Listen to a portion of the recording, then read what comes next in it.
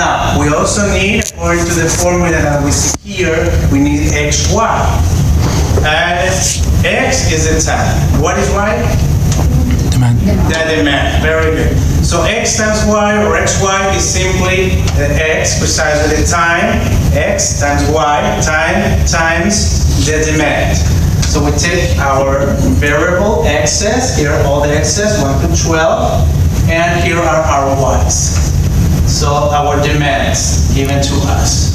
And we simply multiply them both. So 1 times 50, as we can see here, is 50. 2 times 48, 96. Okay, 3 times 60, 180.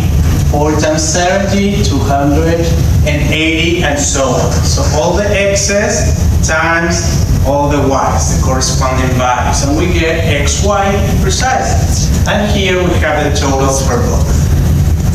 Okay, same way here we have the totals for our x's and the average of x's, the time. Here we have the average for y and the total for y, and which is for our demand.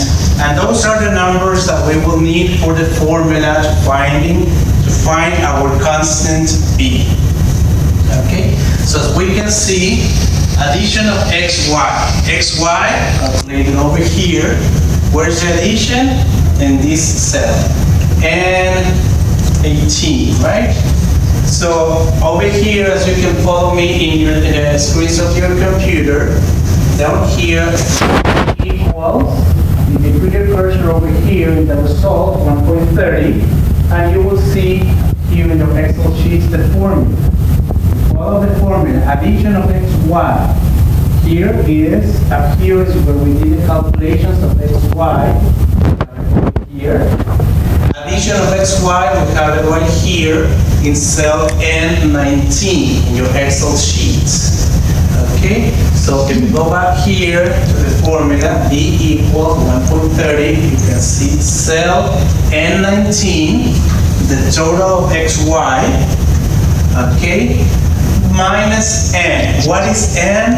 N is the number of periods that we're using for our forecast. In this case, we have 12 periods, 12 months of the year. That's why you see in the formula minus 12. In this example, we have 12 months, 12 periods. So minus n times x bar times y bar. What is x bar? Average. Average of what? Of the periods, which is x, exactly. Remember, every time you see that little bar or you see bar, it's average or mean. So, times x bar, so where do we have our x's? It's up here, this column, the periods, 1 through 12. Now here we have the total, here we have the average. So here's the x bar. In this case, this is cell B20. And that's why you see here, B equals, so the formula, so times B20 times G20.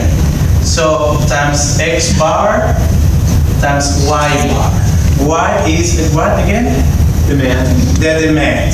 So Y bar is the average of the demand, which we have here in this cell. Here in column G, in your Excel sheet, we have all the demands, remember? Here's the total, here's the average. So times cell G20 is this one, 68.83. So times Y bar, the average of the demand, according to our formula. Divided by, again, addition of x squared minus n times x bar squared. Okay? So addition of x squares. Where are our x squares? Remember over here in column N, we have our x squares.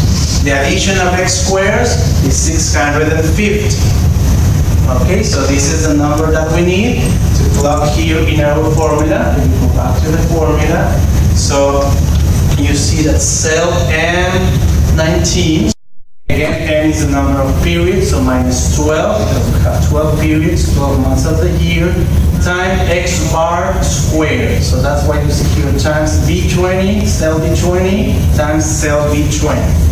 So it's multiplied 2 times. So in other words, x bar squared. So what does it mean x bar squared is the mean, right? Yes, besides I was going into that. You were talking about the a square, it's not an image. Yes, be very careful with that.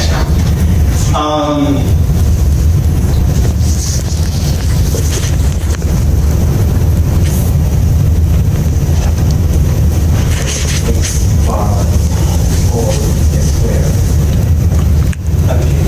Okay, x bar squared is not the same as x squared bar.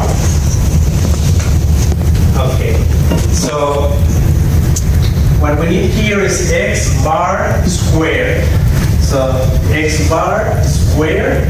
So remember, bar means average. So x bar is the average. So we have to square the average. Where do we have x squared? Here are x's in column B, 6.5. In other words, this number squared multiplied 2 times 6.5. Now, it's not the same as x squared bar.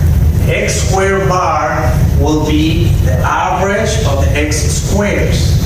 Here's our x squares, and you can see I didn't even include the average over here, so in order to avoid confusion.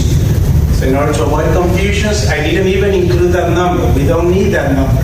What the formula is telling us to use is this number.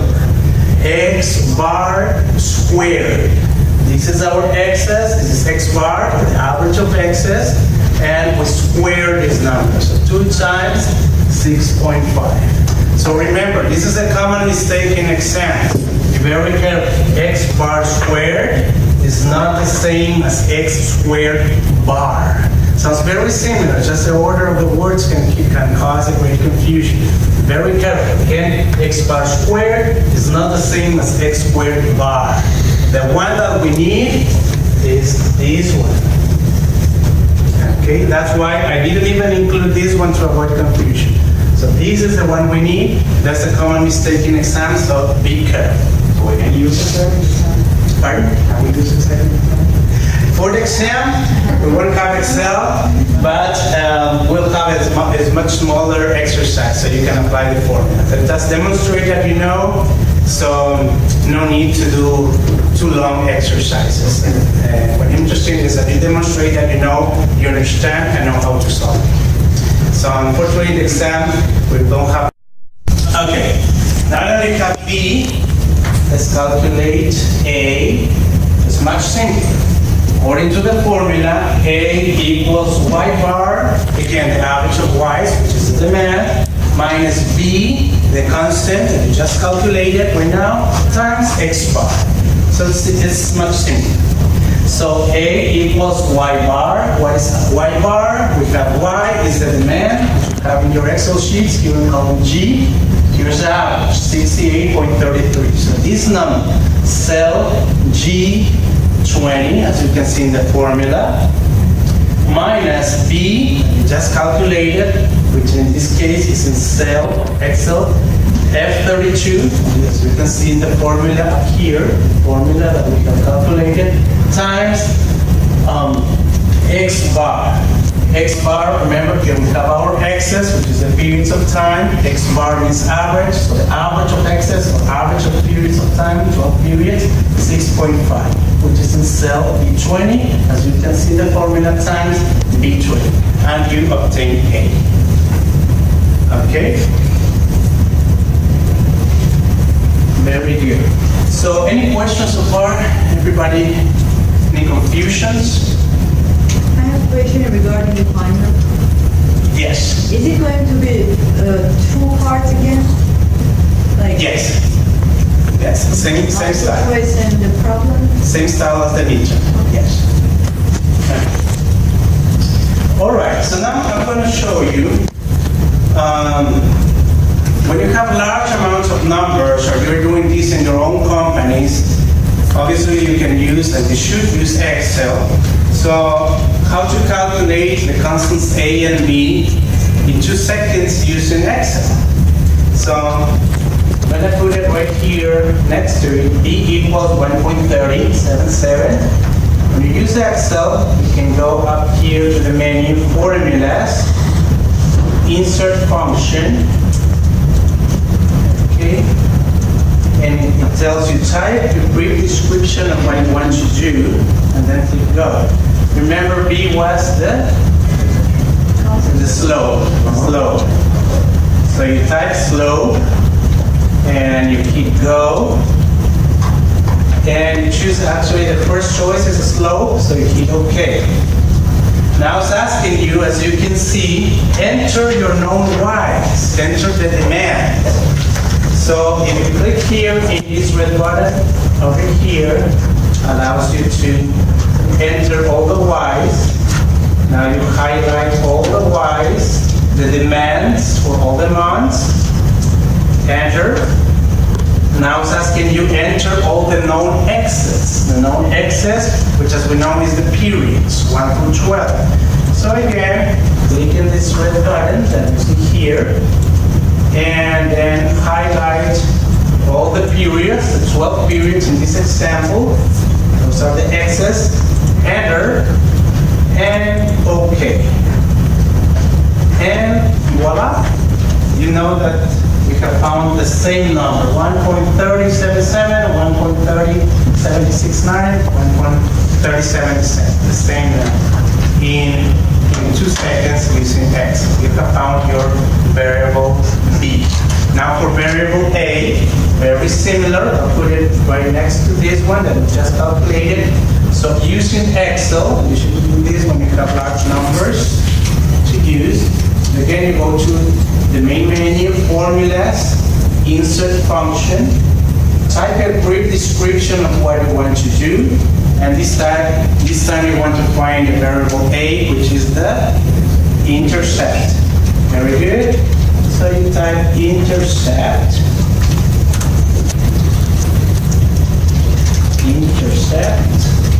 careful with the spelling. And again, you see the first option that you see is intercept, so you hit OK. And again, as before, it's asking you enter the known Ys, enter the demand. So click in this red button next to it, and you will enter all the demands, 12 demands, for all the months, and enter. Now it's asking you enter all the known X's, which is the time, the periods of time, 1 through 12. So again, you click in this red button, and you enter all the X's. Forecast. Questions? Any questions, confusions, comments, remarks? Yes? In the previous one that you saw,